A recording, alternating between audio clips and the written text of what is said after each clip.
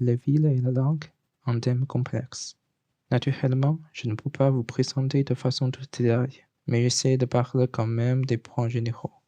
Sachez-vous qu'il y a 4 animaux extraordinaires dans 4 directions en Chine? À notre gauche, nous croyons qu'il existe le Qianlong, c'est-à-dire un dragon vert qui contrôle la pluie. Et Baihu, un tigre blanc à droite, gère le vent. Devant nous, c'est un oiseau rouge qui s'appelle Zhuque, mystérieux du comme un phénix, mais de taille plus petite. Et à l'arrière, Xuanwu, un animal noir, semi-serpent et semi-tortue, joue avec le brouillard. En effet, ici, Zuo et gauche, Yo et droite, Qian et avant, Hou et arrière. Encore une fois pour vous souvenir ces 4 caractères bien utiles. Zuo, gauche, Yo, droite, Qian, avant, Hou, arrière.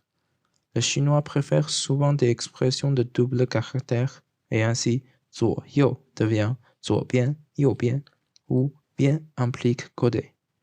Qian Hou devient Qian Mian, Hou Mian, où Mian implique la face. Bian et Mian peuvent être remplacés par Fan, c'est-à-dire la direction. Pour composer deux directions, Zuo Yo est toujours devant Qian Hou et alors nous utilisons forcément Fan pour compléter l'expression. Donc, 左前方 en avant et à gauche, 右前方 en avant et à droite, 右后方 en arrière et à droite, 左后方 en arrière et à gauche. Cependant, ce plan est dessiné dans la position d'empereur à l'époque, dont la maison est caractérisée par une exposition au sud, alors l'avant et le sud. Pour rendre le nord en haut, il nous faut tourner ce plan et voilà. En effet, les animaux existent vraiment, mais tous dans le ciel. Ce sont des constellations chinoises. Et chaque constellation se compose par 7 sous-constellations. Encore 28 animaux du rat au dragon correspondent à ces sous-constellations. Les anciens Chinois, surtout les poètes, s'habituent à utiliser les sous-constellations pour commencer leur présentation des villes. C'est une autre longue histoire. Si cela vous intéresse, dites-nous dans la zone de commentaires. Et nous vous le présenterons dans un épisode après. Aujourd'hui, ces animaux ne sont que des mystères pour les Chinois contemporains. Et les 4 caractères basiques nous suffisent la communication quotidienne. Dong, l'Est, Xi, l'Ouest, Nan, le Sud, Bei, le Nord. Encore une fois, Dong, l'Est, Xi, l'Ouest, Nan, le Sud, Bei, le Nord. Mais en maîtrisant ces 4 directions, comment traduisons-nous le mot nord-est? En effet, facilement. Ah, facilement. Nord et Bei, Est et Dong, et donc nord-est et Bei-Dong. Mais non, la vraie réponse est proche, c'est juste à l'inverse. Dong-Bei comme est-nord. Pour les autres 3 expressions, ce sont pareils. Et alors, nord-ouest, Xi-Bei, sud-ouest et Xi-Nan, sud-est et Dong-Nan. Encore une fois, nord-est, Dong-Bei, nord-ouest, Xi-Bei, sud-ouest, Xi-Nan, sud-est, Dong-Nan. Pourquoi à l'inverse?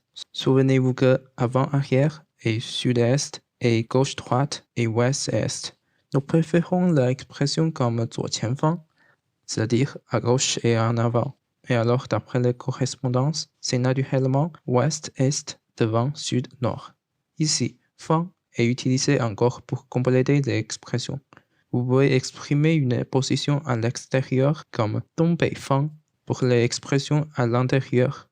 Bu, c'est-à-dire partie, est utilisé pour compléter les expressions au lieu de Fan comme Dongbei Bu. Mais à quoi sert cette direction pour comprendre les villes?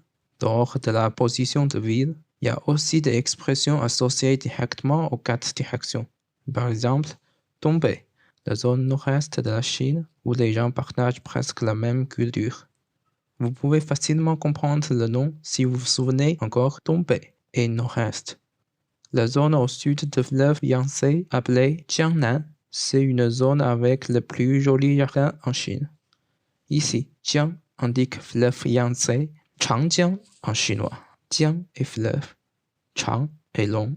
En effet, Jiang est normalement comme fleuve, mais dans les nommations des zones, il indique le fleuve Yangtze sauf celle du fleuve. Jiangnan, au sud du fleuve Yangtze, est un bon exemple. Quant au fleuve, il y a aussi un autre fleuve important pour la Chine. Huanghe, le fleuve jaune. Huang est jaune. He est aussi fleuve. En effet, le fleuve jaune est comme la Loire, où se situaient beaucoup de capitaux anciens comme Xi'an, Luoyang, Kaifeng. Il n'y a que Nanjing qui fut le capitale de la Chine à côté du fleuve Yangtze. Et le département au sud du fleuve jaune, y compris Luoyang et Kaifeng, s'appelle Henan. He indique ici particulièrement le fleuve jaune et Nan est le sud. On remarque, Henan est non d'un département, mais Jiangnan indique seulement une zone culturelle, y compris des villes de 3 départements. Les noms de départements ne sont pas tous faciles à comprendre, voire pour les Chinois. Par exemple, à Dongbei, il y a un département nommé par Jilin. C'est une traduction directement du nom en manchu, un dialecte d'ethnie manchu, qui signifie en effet simplement le long du fleuve. Il y a 34 départements en Chine et je ne peux pas vous tous présenter leurs noms aujourd'hui. Si cela vous intéresse aussi, tenez-nous au courant dans les commentaires. Pour comprendre une ville, le climat est aussi important. 4 caractères vous permettent d'avancer votre communication pratique. Chaud,热, froid,冷, sèche,干, humide, 湿. Vous pouvez les utiliser directement. Mais encore, il vous ferait mieux de compléter les expressions en double caractère. Nous ajoutons alors pour chaque caractère un caractère synonyme mais presque utilisé jamais tout seul.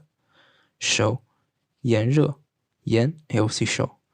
Froid, 寒冷，寒 est aussi froid. Sèche, 干燥，燥 est aussi sèche. Humide, 湿润，润 est aussi humide. Ne les utilisez jamais à l'inverse. Encore une fois, chaud, 热，炎热 froid, 冷，寒冷 sèche, 干，干燥 humide, 湿，湿润 En les composant, nous pouvons en déduire 4 nouvelles expressions. Humide et chaud, 湿热 sèche et froid, 干冷 sèche chaud, 燥热 Attention, ici nous préférons 燥 au lieu de 干 en raison de prononciation. Humide et froid, 湿冷 Encore une fois, humide et chaud, 湿热 sèche et froid, 干冷 sèche et chaud, 燥热 humide et froid, 湿冷 Ok, les expressions sont prêtes. Nous partons à nouveau vers le plan. En Chine, en été, sur le plateau Qinghai-Tibet, il fait chaud partout. Mais dans le sud, il est proche de la mer et alors humide. Donc, il fait chaud et humide. Souvenez-vous de l'expression correspondante? Oui, bravo, 湿热. Dans le nord, il est loin de la mer et alors sèche. Il fait donc chaud et sèche. Souvenez-vous de l'expression correspondante? Ah, attention au piège. C'est 燥热. En hiver, sauf l'île de Hainan, il fait froid presque partout. Cette fois, dans le sud, il fait humide et froid et donc, oui, 湿冷. Et dans le nord, il fait en revanche sèche et froid et alors, oui, 干冷. Vous semble-t-il que l'expression en chinois sur des villes est plus facile à comprendre? Ah, il y en a encore un piège dans cette question. L'expression en chinois ne peut pas être strictement définie. Le chinois pour les élèves étrangers sont plutôt mandarins officiels. Mais il existe au moins une centaine de dialectes en Chine. Les experts linguistiques les catégorisent dans 10 sortes.